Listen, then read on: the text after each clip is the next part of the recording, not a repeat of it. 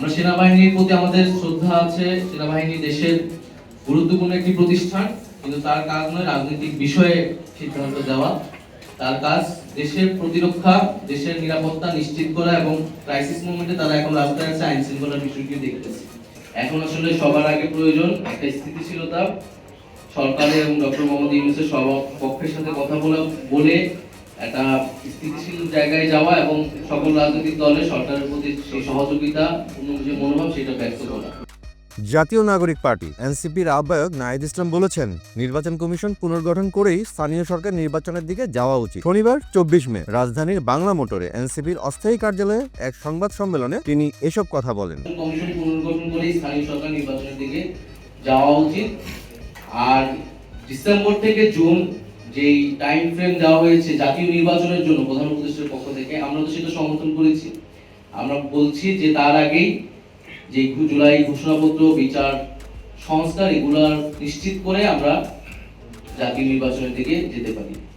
আমরা আমাদের দাবিগুলো নিয়ে রাজপথ থাকছি, সরকারকে চাপ প্রয়োগ করছি, কিন্তু এটা অবশ্যই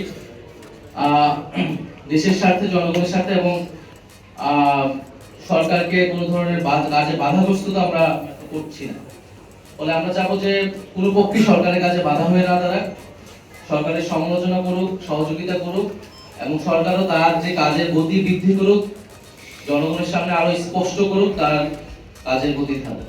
আমরা সেনাবাহিনীর প্রতি আমাদের শ্রদ্ধা আছে। সেনাবাহিনী দেশের গুরুত্বপূর্ণ একটি প্রতিষ্ঠান, কিন্তু তার কাজ নয় রাজনৈতিক বিষয়ে সিদ্ধান্ত দেওয়া। তার কাজ দেশের প্রতিরক্ষা, দেশের নিরাপত্তা নিশ্চিত করা এবং ক্রাইসিস মোমেন্টে তারা এখন রাস্তায় আছে আইন শৃঙ্খলার বিষয়টি দেখতেছে।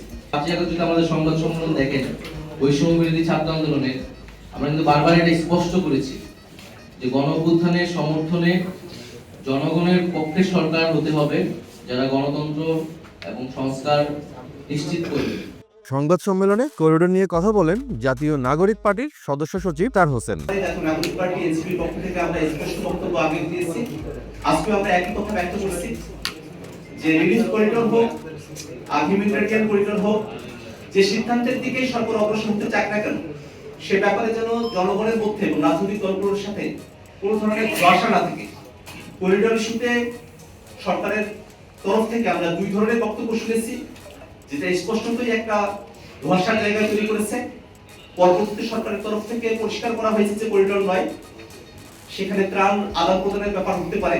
বাংলাদেশের স্বাধীনতা, সার্বভৌমত্ব বা মানচিত্রে কোনো ধরনের হুমকি সেখানে তৈরি হবে কিনা, প্রত্যেকটা বিষয়ে পরিষ্কার করে রাজনৈতিক দলগুলোর সঙ্গে আলাপ আলোচনা করে তারপরে যেন অন্তর্বর্তীকালীন সরকার সিদ্ধান্ত গ্রহণ করে।